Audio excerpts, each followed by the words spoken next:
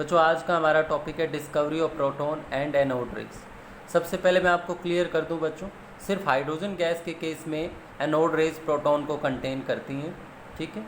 और जैसे कि सभी साइंटिस्ट जानते थे इस बात को कि ओवरऑल एटम जो है वो न्यूट्रल होता है बच्चों। ओवरऑल एटम क्या होता है? न्यूट्रल होता है। और क्योंकि इलेक्ट्रॉन की डिस्कवरी हुई तो पता चला कि ये नेगेटिवली चार्ज पार्टिकल हैं, और जबकि एटम ओवरऑल न्यूट्रल है, इसका मतलब कहीं ना कहीं एटम के अंदर पॉजिटिव चार्ज पार्टिकल भी प्रेजेंट होंगे ही बच्चों। तो उसी को कैसे डिस्कवर किया गोल्डस्टेन ने, उसको हम देखते हैं बच्चों। गोल्डस्टेन ने क्या किया? Modified discharge tube by using perforated cathode. उन्होंने अपने एक्सपेरिमेंट में कैथोड को परफोरेटेड कर लिया बच्चों, कैथोड में होल कर दी। और उन्होंने क्या देखा कि जो ग्लो है कैथोड के पीछे ग्लास वॉल पे अपीयर हो रहा था। जो ग्लो है बच्चों वो कहाँ अपीयर हो रहा था? कैथोड के पीछे ग्लास वॉल पे अपीयर हो रहा था, क्योंकि ग्लास वॉल पे फॉस्फोरेसेंट मटेरियल, फ्लोरेसेंट मटेरियल लगाया गया था बच्चों। तो इससे आइडिया लगा बच्चों कि some rays are coming from the side of anode, जिसे बाद में क्या नाम दिया गया बच्चों? Anode rays. जिसे क्या नाम दिया गया? Anode rays. Under high voltage and low pressure through the gas he observed a new type of luminous rays passing through the holes of cathode and moving in direction opposite to cathode rays. These rays were named as positive rays, anode rays और canal rays बच्चों। इन्हीं raise को positive raise, anode rays और canal raise का नाम दिया गया बच्चों। एक्चुअल में बच्चों एनोड रेज थी क्या? ये गैसियस कैटायंस जो बने थे बच्चों by the ionisation of gas, वही क्या थे? एनोड रेज थे। जैसे मान लीजिए हाइड्रोजन का आयनाइजेशन हुआ बच्चों, H+ इलेक्ट्रॉन जनरेट हो गया। नाइट्रोजन का आयनाइजेशन हुआ, वो एटॉमिक फॉर्म में भी हो सकता था बच्चों, मॉलिकुलर फॉर्म में भी हो सकता था। नाइट्रोजन का आयनाइजेशन हुआ, इलेक्ट्रॉन निकल गया बच्चों। ऑक्सीजन का आयनाइजेशन हुआ, इलेक्ट्रॉन निकल गया बच्चों। तो ये क्या थे? ये पॉजिटिव चार्ज जो कैटायंस थे। अलग अलग गैसेस ली गई तो अलग अलग टाइप के कैटायन बने बच्चों, और इन्हीं कैटायंस ने किस चीज़ का फॉर्मेशन किया? एनोड रेज का बच्चों। किस चीज़ का फॉर्मेशन किया? Anode rays. अब बच्चों इलेक्ट्रॉन्स तो सेम ही हैं, लेकिन ये जो कैटायंस हैं इनका जो मास है वो डिफरेंट था बच्चों। और ये भी हो सकता था कि चार्ज इनका जो था वो अलग अलग पाया गया बच्चों, क्योंकि किसी केस में एक इलेक्ट्रॉन निकला किसी एटम से, किसी में 2 निकले बच्चों। तो चार्ज और जो मास था बच्चों वो सेम नहीं आ रहा था सभी गैसेस के लिए, क्योंकि कैटायन अलग अलग टाइप के बन रहे थे। उनमें से इलेक्ट्रॉन का नंबर भी जो रिमूव हो रहा था बच्चों वो भी अलग अलग था, ठीक है।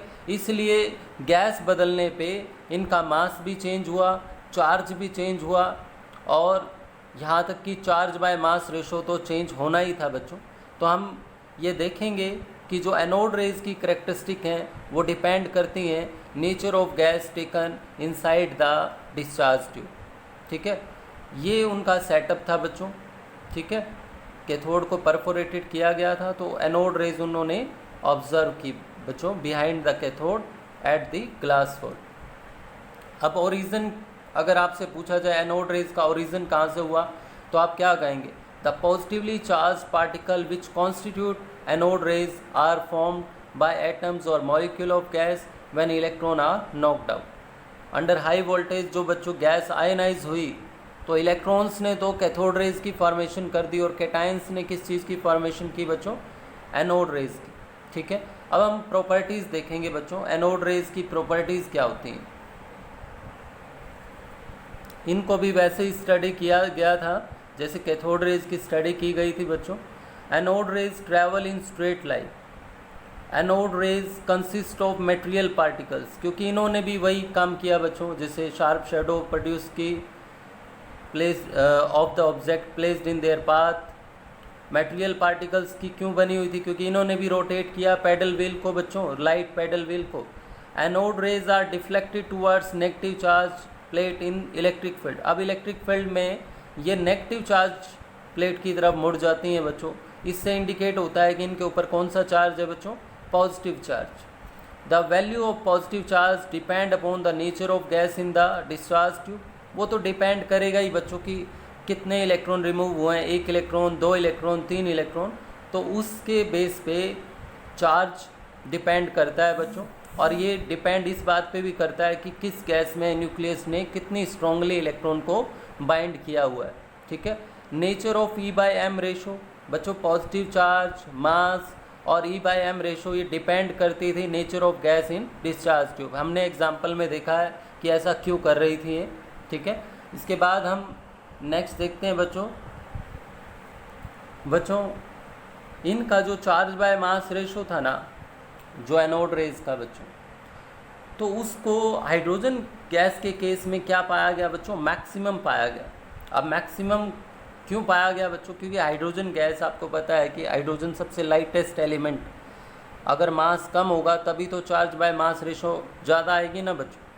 और एक बात और भी है, एनोड रेज की जो चार्ज बाय मास रेशो थी ना, वो हमेशा ही क्या थी बच्चों, इनका मास ज़्यादा होने के कारण चार्ज बाय मास रेशो हमेशा ही एनोड रेज की कैथोड रेज से कम थी बच्चों। ठीक है, इस बात को आप ध्यान रखेंगे। Magnitude of positive charge is same on electron, और इसका जो पॉजिटिव चार्ज है ना बच्चों इस हाइड्रोजन केस में, वो कितना था बच्चों, 1.6 × 10⁻⁻19 कूलम, और ये वही मैग्नीट्यूड है बच्चों जो इलेक्ट्रॉन पर था। उसके बाद ये जो E/m रेशो थी हाइड्रोजन के केस में बच्चों, और ये चार्ज, इसकी हेल्प से क्या किया गया, mass of positive charge particle, यानी कि जो प्रोटॉन लेफ्ट रह गया, क्योंकि आज के टाइम में तो आप जानते ही हैं बच्चों कि हाइड्रोजन में क्या होता है, प्रोटियम के केस में 1 इलेक्ट्रॉन और 1 प्रोटॉन, या अब इलेक्ट्रॉन रिमूव होने के बाद उसे आप क्या बोलेंगे, प्रोटॉन। तो mass of this positive charge particle proton कितना था बच्चों, 1.67 × 10⁻²4 ग्राम। बच्चों इसको भी वैसे ही निकाला गया था, चार्ज बाय मास रेशो, जैसे हमने लास्ट लेक्चर में डिस्कस किया था इलेक्ट्रॉन का कैसे निकाला गया था बच्चों। ठीक है। This lightest particle is known as proton, क्योंकि बच्चों प्रोटियम से ये पार्टिकल बना था, इसलिए जो पॉजिटिव चार्ज पार्टिकल बचा इलेक्ट्रॉन निकलने के बाद, उसे हमने क्या बोला, या मतलब साइंटिस्टों ने क्या नाम दिया, प्रोटॉन का। क्या नाम दिया गया बच्चों, प्रोटॉन का नाम दिया गया। ये बात आप हमेशा ध्यान रखें कि सभी एनोड रेज प्रोटॉन नहीं है, only in case of hydrogen these are proton. ये ध्यान रखिए, कभी आप ये सोचें कि सभी एनोड रेज प्रोटॉन होती हैं, बल्कि आप ये कहिए कि anode rays are the gaseous cations which are formed due to ionisation of gas. ठीक है। और उनका charge by mass ratio depend करेगा बच्चों, किस बात पे डिपेंड करेगा, इस बात पे डिपेंड करेगा कि आपने कौन सी गैस ली है डिस्चार्ज ट्यूब। ठीक है। तो आज आप ये एनोड रेज के बारे में देखिएगा और इसको अच्छे से स्टडी करिएगा। ठीक है। नेक्स्ट लेक्चर में फिर हम आगे देखेंगे बच्चों discovery of neutron, Thompson model of atom. ठीक है। ऐसे ही प्रोसीड करेंगे हम इस चैप्टर में आगे।